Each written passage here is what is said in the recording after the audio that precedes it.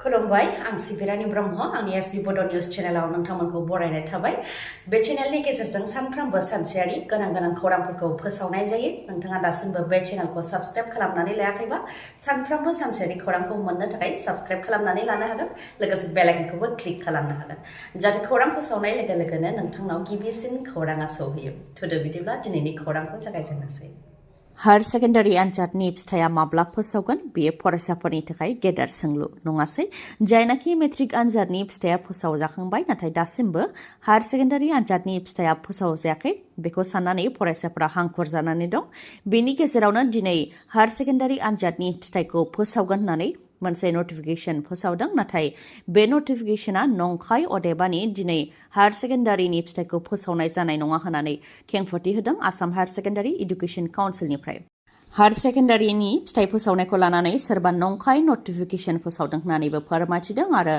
Higher सेकेन्डारिनि फिथाइ फोसावनायनि थाखाय खामानिया जागासिनो दं जोबनायनि लामायावसै आरो जोबोब्लानो फोसावगोन होननानैबो फोरमायथिदों आसाम हायर सेकेन्डारि एडुकेशन काउन्सिलनिफ्राय देग्लाय गुबुन बोसोरनिख्रुइ सिगांसिन फिथाइखौ फोसावगोन थांनाय बोसोराव 6 जुनाव फोसावनाय जादोंमोन नाथाय देग्लाय 10 मेनि गेजेरावनो फोसावनानै होगोन होननानैबो फोरमायथिदों लोगोसे बुंथिबावदि हायर सेकेन्डारिनि रिजाल्ट फोसावनो थाखाय खामानिया जेंना गोनां जायो मानोना मोनब्रै स्ट्रिम थायो आर्टस साइन्स कमार्स आरो भकेशनेल जेराव मोन 93 आयदाफोर थायो होननानैबो फोरमायथिदों आसाम हायर सेकेन्डारि एडुकेशन काउन्सिलनिफ्राय UPPL आरो BPFनि मावथिफोरनि गेजेराव फिन दावराव क'क्राझाराव मोनफानि उनाव मोनफा बिसायख'थिनि हिंसायारि जाथायफोर जादों फिन बे खेबाव गाग्लोबनायाव UPPL दोलोनि 3 मावथिफोरा जोखोम जानो गोनां जादों सेल्फ हेल्प ग्रुपनि खामानिखौ लानानै UPPL आरो BPFनि मावथिनि गेजेराव बुलायलायनाय जादों होननानै फोरमायथिदों मोननै हान्जानि गेजेराव बुलायलायनायजों जोखोम जादों UPPLनि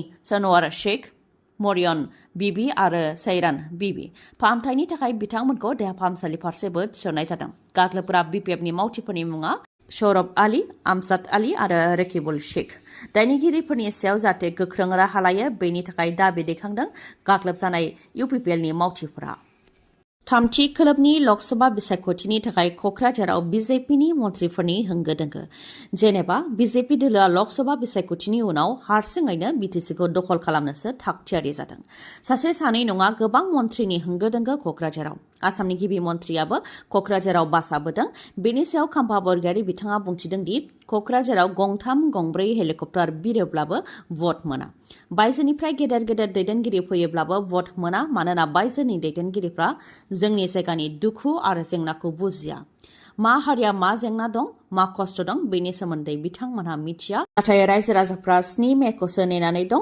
गुबुन गुबुन हारि माहारि आरो गुबुन गुबुन धोरोमनि सुबुंफोरा जयैनो नांगोलनि सावगारियाव भट होगोन होननानैबो बुंथियो खाम्फा बरगयारिया लोगोसे बुंथिबावदि आसामनि गिबि मन्थ्रि आरो 6 केबिनेट मन्थ्रिफोरा क'क्राझारावनो थागोन बिथांमोननि फोसावदिं मेल खुंनायाबो जाकजमक जादों नाथाय जाकजमक दिन्थिनानै भट मोना होननानै बुंथियो आरो BPF दोला सिगांनि समाव लाख लाख सुबुं लानानै केम्पेइन आरो रड श'फोर खालामदोंमोन नाथाय दा रिपिट हिसाबै बिसायख'थिनि सिगां सिगां गामि गामि हाबनानै खेबसे खुलुमनो थाखाय फैदों होननानै फोरमायथियो खाम्फा बरगयारिया क'क्राझाराव दिसपुरनि दैदेनगिरिफोरनि होंगो दोंगो BJPनि अनगायै कंग्रेसनि दैदेनगिरिफ्राबो क'क्राझाराव होंगो दोंगो खालामफैदों दिनै 4 मे अदेबानि 7 मेयावनो भट होनाय जागोन बेखौ नोजोर होनानै BJPनि मन्थ्रि MLAफोरनिफ्राय लानानै आसामनि गिबि मन्थ्रि डक्टर हेमन्त बिश्व शर्मा बिथाङाबो क'क्राझाराव बासा लादों मैयानि सानावबो BJP आरो UPPL दोलोआ गेदेर हानजा सुरनाय हाबाफारि लादों क'क्राझाराव जेराव डक्टर हेमन्त बिश्व शर्मानिफ्राय लानानै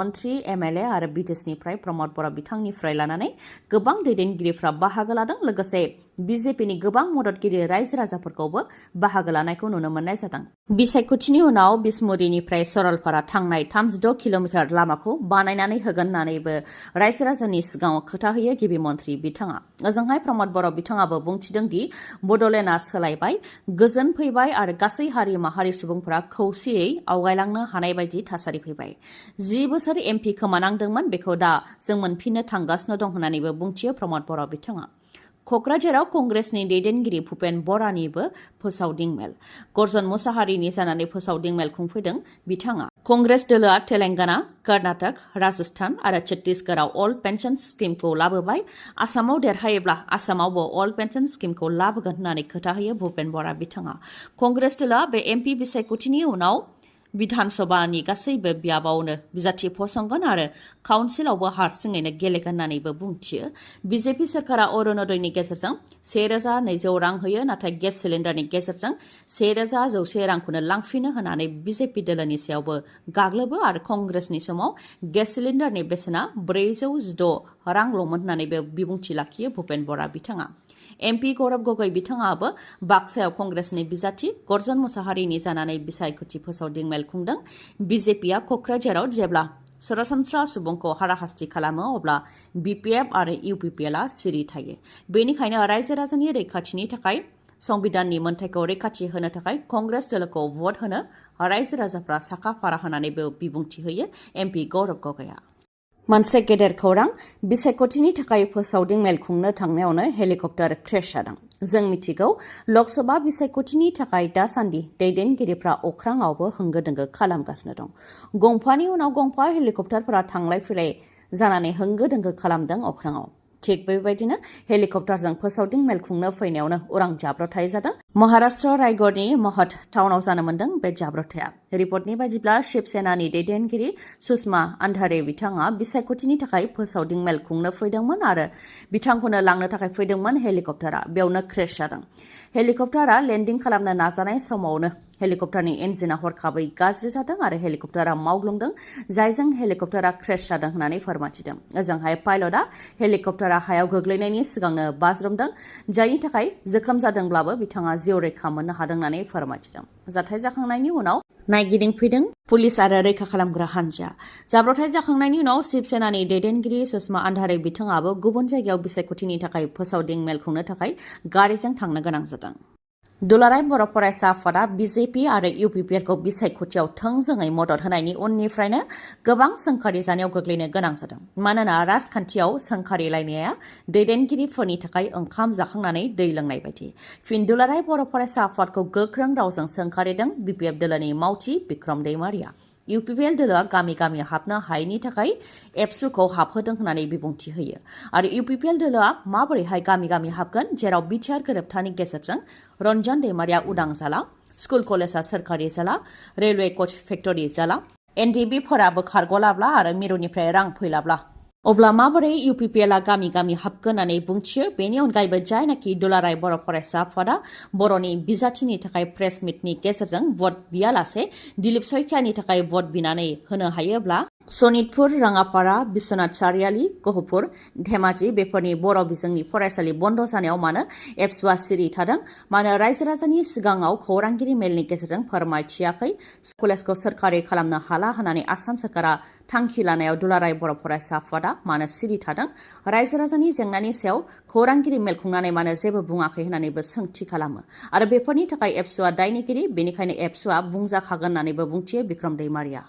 डाम्पार, गेदेर ट्राक आरो गेदेर गेदेर गारिफोरनि जाब्रबथाय जानाया बांनायनिफ्राय बांदों। बेनिखायनो जाब्रबथाय जानायखौ खम खालामनो थाखाय जिल्ला प्रशासना बेफोर गारिफोरखौ सालायनायनि सायाव माखासे गोख्रों आयेन फोसावदों। हजाय जिल्ला प्रशासना माखासे गोख्रों आयेनफोर फोसावदों, जेरै मिउनिसिपाल एरियायाव बेफोर गेदेर गारि, ट्राक, डाम्पारफोरा फुंनि 6 रिंगानिफ्राय मोनानि 10 रिंगासिम सालायनो मोना। माहारियारि राजा लामायाव गेदेर गारि आरो मिडियाम मटर भेहिकलनि स्पिड लिमिटआ घन्टासेयाव 60 किल'मिटार जानो नांगोन आरो गामि ओनसोलनि लामा आरो गुबुन गुबुन लामाफोराव 40 किल'मिटार जानो नांगोन। गासैबो गारिखौ जेरै दं एरैनो दोननो नांगोन, जेबो मडिफाइ खालामनो मोननाय नङा, मेटेल लागायनानै अजनखौ बांहोनो मोननाय नङा, माहारि राजा लामायाव जौ लोंनानै गारि सालायनो मोननाय नङा, नांनायनि बारा गोख्रैथिजों गारि सालायनो मोननाय नङा, जेखिजाया स्टान्ट खालामनो मोननाय नङा आरो गोरोन्थि साइडजों बा गोरोन्थि दिगजों गारिखौ सालायनो मोननाय नङा। बेनि अनगायैबो मटर साइकेल सालायग्रायाबो हेलमेट गाननो नांगोन आरो हेलमेट गानालासे पेट्रल मोननाय नङा। बेफोर आयेनखौ सिफायोबा गोख्रों राहा लानाय जागोन होननानै फोरमायथिदों जिल्ला प्रशासननिफ्राय। मिउनिसिपाल बर्ड ओनसोल, माहारियारि राजा लामा आरो माखासे लामाफोराव ट्राक, डाम्पार आरो गेदेर गेदेर गारिफ्रा जानला मोनला सालायनायनि थाखायनो जाब्रबथाय जानाया बांदों होननानै फोरमायथिदों। बेनिखायनो जाब्रबथायखौ खम खालामनो थाखायनो हजायाव जिल्ला प्रशासना बे गोख्रों राहाखौ लादों होननानैबो फोरमायथिबावो जिल्ला प्रशासना। थामथि खोलोबनि लकसभा बिसायख'थिखौ नोजोर होनानै जौगलाखौ बन्द फोसावबाय। कामरुप मेट्र'आवबो जौगलाखौ बन्द फोसावबाय। 5 मे अदेबानि गाबोन मोनाबिलि 5 रिंगानिफ्राय 7 मे मोनाबिलि 5 रिंगासिम अदेबानि भट होनाय जोबजासिम जौगलाखौ बन्द फोसावबाय। बे साननैयाव जौ गला बन्द थागोन अदेबानि जौ फाननो आरो बायनो मोननाय नङा। क'क्राझार CITआ नोंथांमोनखौ एन्ट्रेन्स एग्जामनि थाखाय हांख्रायहरदों। CIT क'क्राझारनि गुबुन गुबुन प्रग्रामाव मुं थिसन्नो थाखाय एन्ट्रेन्स एग्जामनि थाखाय रोंगौथि गोनां लाइमोनफोरखौ हांख्रायहरदों। एन्ट्रेन्स एग्जामनि थाखाय अनलाइन एप्लिकेसन होनाया थांनाय 4 मार्चनिफ्राय जागायजेनबाय आरो 30 मे 2024 सिम थागोन। CIT क'क्राझारनि गुबुन गुबुन प्रग्राम बा कर्स जेरै diploma, BTech, BDes, MTech, MDes आरो PhD आव मुं थिसन्नो थाखायनो सेन्ट्रेल इन्स्टिट्युट अफ टेक्न'लजि क'क्राझारआ एन्ट्रेन्स आनजाद खुंनो आखायाव लादों। CIT क'क्राझारनि गुबुन गुबुन प्रग्राम आरो ब्रान्चफोरा जाहैबाय सिभिल इन्जिनियारिंआव diploma, computer science and engineering, electronic and communication engineering, food processing technology आरो माखासे ब्रान्च बेफोराव डिप्ल'मा।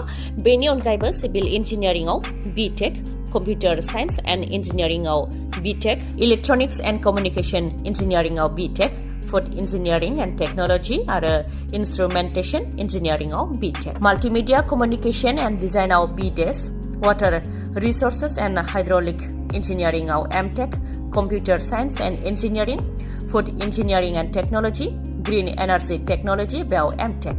बेनि अनगायैबो माल्टिमिडिया कमिउनिकेशन एन्ड डिजाइनआव MDes।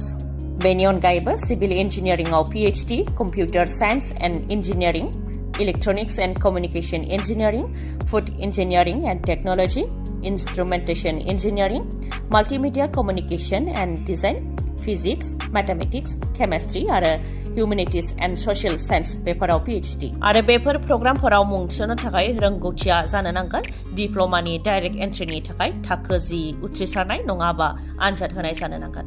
लेटारेल एन्ट्रिनि थाखाय साइन्सआव थाखो 12 उथ्रिसारनाय नङाबा आनजाद होनाय जानो नांगोन, नङाब्ला ITI उथ्रिसारनाय जानो नांगोन। BTechनि डाइरेक्ट एन्ट्रिनि थाखाय साइन्सआव थाखो 12 उथ्रिसारनाय जानो नांगोन, नङाबा आनजाद होनाय जानो नांगोन। लेटारेल एन्ट्रिनि थाखाय इन्जिनियारिं बा टेक्न'लजियाव डिप्ल'मा थानाय जानो नांगोन। भार्टिकेल एन्ट्रिनि थाखाय CIT क'क्राझारनिफ्राय टेक्न'लजि बा इन्जिनियारिंआव डिप्ल'मा थानाय जानो नांगोन। BDesनि थाखाय डाइरेक्ट एन्ट्रियाव थाखो 12 उथ्रिसारनाय जानो नांगोन, जायखिजाया स्ट्रिमनियानो बेखौ हागोन। आरो भार्टिकेल एन्ट्रिनि थाखाय क'क्राझार CITनिफ्राय AMTआव डिप्ल'मा थानाय जानो नांगोन। बेनि अनगायैबो माखासे गोजौ थाखोनि सोलोंथाइनि थाखाय रोंगौथिखौ नोंथांमोना स्क्रिनाव नायनानै लानो हागोन आरो नोंथांमोनहा मोजाङै मिथिबावनो लुबैदोंब्ला 7086187124 नङाब्ला 9365031406 बे नाम्बाराव खौरां लाहरनो हागोन। गोजोन्थों। खौरांखौ जोबजासे खोनासंनायनि थाखाय गोजोननाय थाबाय। गाबोननि सानाव फिन गोदान खौरांजों लोगो मोनफिनगोन। दिनैनि थाखाय गोजोन्थों।